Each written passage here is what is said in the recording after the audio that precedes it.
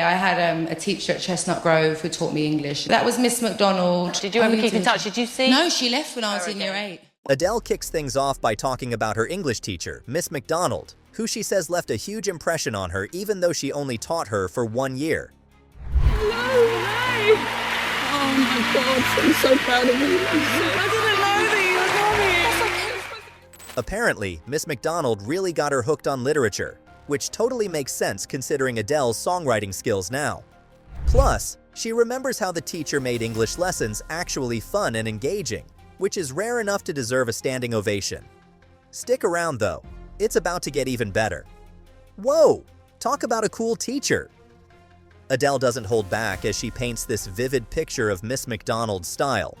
Gold bracelets everywhere, super chill vibes, and a way of teaching that made the class actually look forward to English. She even mentions how the teacher got involved with street dance. Yes, really. Although Adele was too nervous to join in. All in all, it's clear this teacher was unforgettable. But wait, it's about to go from cool to downright heart-melting. Yeah, she just, she was so bloody cool, so engaging, and like, she really made us care, and we knew that she... Okay, this was the moment where things went from sweet to get the tissues territory. Adele is completely shocked when Miss McDonald appears out of nowhere during her performance, and you can see her brain trying to process it all. The best part? She can't stop saying how much she looks the same, and they share this totally genuine, emotional reunion. Honestly, it's already amazing, but buckle up. There's more where that came from. Is Miss McDonald here? She's here tonight. Alright, this part felt like two old friends catching up after ages. Miss McDonald casually drops the fact that she's got 2 kids now, Sky and Hayden, and Adele's reaction is pure joy. She immediately asks if they can swap contact details, which, let's be honest, is something we all do when we run into people who mattered in our past. It's such a wholesome moment. But wait, the emotions aren't done yet. Trust me. Mum, can you believe it? She's over there, she doesn't want to be filmed. Oh, now I've got to get my whole face redone. Okay, things got a little emotional here, and we were all feeling it. Both Adele and Miss McDonald look overwhelmed by the surprise, but it's in the best way possible. Adele manages to thank her in between wiping tears and laughing, which is exactly how you'd expect someone to react when they see a beloved teacher after so many years. And if you think this was touching, hang tight. There's one more gem coming up. Bye, miss. Oh, darling, thank You know, I've got all my books from when you were my teacher. Man, what a way to end it. Adele wraps things up by reflecting on just how much teachers like Miss McDonald can shape a person's life. And it's clear she means every word. She talks about how grateful she is for the impact her teacher had. And honestly, it's the kind of moment that makes you want to call up your favorite teacher and say thanks. What a ride that was. Seriously, it doesn't get more heartwarming than this. I think I'm bad. Beyonce's my name. Love is my game. What an unexpected throwback. Ellen kicks things off by showing this super cute, never-before-seen clip of little Beyoncé getting ready for a Michael Jackson concert.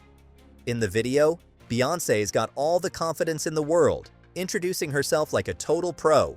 We get ready to go to Michael Jackson concert. Oh yeah, you going to the Michael Jackson concert? Yeah. All right. And even throwing in a little rap for good measure. It's crazy to see how even back then, she had that natural star power and charisma. And believe it or not, things are about to get even better. Can you believe how young she was? After watching the clip, Ellen asks Beyoncé how old she was, and she guesses somewhere around 6 or 7. Beyoncé starts reminiscing about how her love for performing all began, saying that Michael Jackson was a big inspiration for her. She mentions how she always had a microphone in her hand and loved performing in front of people. Yep, classic born to be a star behavior. How old are you there? I must have been about, what, 6 or 7 or 5? Here's where it gets really interesting. Beyoncé talks about being super shy as a kid, which is kind of hard to imagine now. She credits her dance teacher, Miss Darlette, with pushing her out of her shell by telling her to sing during class. Apparently, once she sang, the teacher was blown away and told her to perform at a talent show. And just like that, Beyoncé caught the performance bug. You'd think that's impressive, but it only gets better from here. Front of an audience. And who first, like, did you just sing to people and people said, oh my God, you can sing, and you just started? That was such a sweet little story. Beyoncé then shares how her parents hadn't seen her perform until that very first talent show. They were totally amazed, because up until that point, they had no idea just how talented she was. Ellen jokes that Beyoncé owes everything to Miss Darlette, and Beyoncé agrees, calling her a huge influence. But hang on, because Ellen's got more surprises up her sleeve.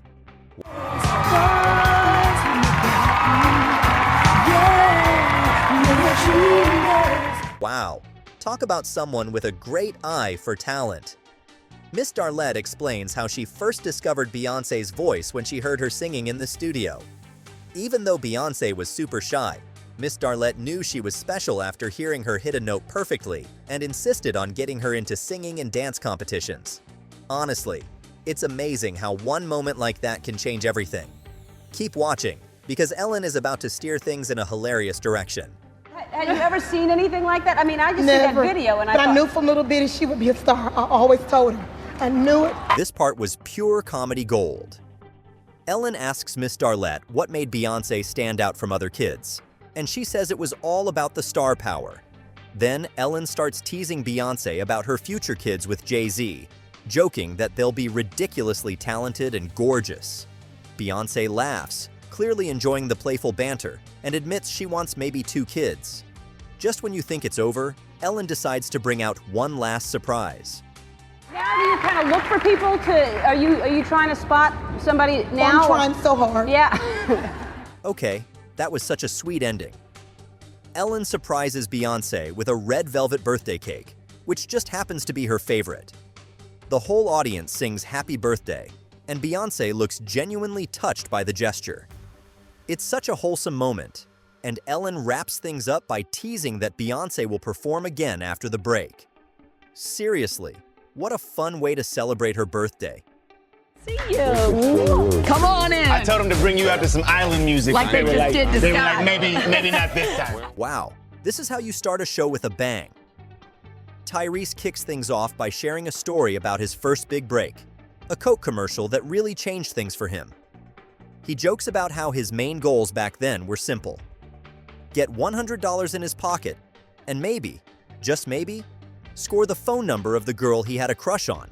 Hearing Tyrese talk about how much that one moment meant to him really shows how far he's come. Stick around though, because what happens next is gonna hit you in the feels. Can you believe how real he's being right now? Tyrese reflects on how he never imagined that this little commercial gig would be something people would still ask him about years later. Coming from a tough neighborhood, he admits that he didn't think beyond that small moment of success. It was just about enjoying it while it lasted. But here he is, 2 decades later, still humble and grateful for every opportunity. And trust me, this is just the warm-up. Things are about to get way deeper. You'd made it, like everything's gonna change now? Was that like a big moment? I had no idea, but that's what I'm saying, the whole small-minded. All right, this part is where it gets serious. Tyrese dives into why Black and Blue is such a personal project for him, talking about how the movie reflects real issues like police brutality and corruption. He paints a vivid picture of Naomi Harris's character, a rookie cop caught in the middle of something huge when she witnesses a murder by her fellow officers. You can hear the passion in his voice when he talks about how relevant this story is today, and it's clear this role means a lot to him. But don't go anywhere. Tyrese is about to take us on an emotional roller coaster. We are at an all-time high right now with police brutality, corruption, murder. Man, that story about his teacher was something else. Tyrese starts talking about Reggie Andrews, the man who helped him get to school safely when he didn't even have enough for bus fare. He explains how dangerous it was growing up in a neighborhood where you had to walk through gang territories just to make it to class, and how Reggie made sure he stayed on track. Honestly, hearing him talk about how much this teacher meant to him is so touching. But wait till you see what Ellen has planned. It's gonna hit you right in the heart. Have shared their story about how you got here. Yeah. I know it has not been easy for you. Okay, who's cutting onions in here? Tyrese gets asked what he'd say to Reggie if he had the chance to thank him, and his answer is simple but powerful. Reggie was the father he never had. Then, in classic Ellen style, she surprises him by bringing Reggie out on stage, and Tyrese's reaction is priceless. There are hugs, applause, and you can just feel the love and respect between them. But the best part? Reggie's about to share some stories of his own, and they're pretty awesome. We did a lot of talent shows. That's one way I kept, he was going to be acting, he didn't know he was going to be singing, but he was determined. Cool. This reunion was everything. Reggie talks about how Tyrese was always super determined, whether it was singing or acting, and how he never gave up. He reminisces about how Tyrese would study talent show tapes and keep improving, even as a kid. Their bond is so genuine, and it's clear that Reggie couldn't be prouder of Tyrese's journey. And honestly, this moment just keeps getting sweeter with every second. Thank you so much, and congrats on everything. I hope this was a great surprise for you. Black and Blue is in theater. What a perfect way to wrap things up. Tyrese, still clearly emotional, thanks Reggie again, and talks about how much teachers like him can change lives. Ellen wraps up the segment by celebrating Tyrese's success and promoting his new movie, Black and Blue. The whole thing ends on such a positive, feel-good note that you can't help but smile. Seriously, this was one of those unforgettable moments that makes you believe in the power of good people. Firstly, huge congratulations on landing the big role. We just spoke about it a minute ago. Adam Warlock in Guardians of the Galaxy Volume 3. That was such a cool way to kick things off. Right away, the hosts start by congratulating Will Poulter on landing the massive role of Adam Warlock in Guardians of the Galaxy Volume 3. Will, looking slightly awkward but grateful, admits he was totally surprised when he got the call. He never thought he'd end up in the Marvel Universe, or Galaxy, whichever works. He jokes about not even imagining himself in that world, but clearly, he's pumped about it now. And honestly, if you think that's impressive, things are only getting started. This part got personal real quick, didn't it? The conversation shifts to something deeper: Will's long-time involvement with an anti-bullying campaign.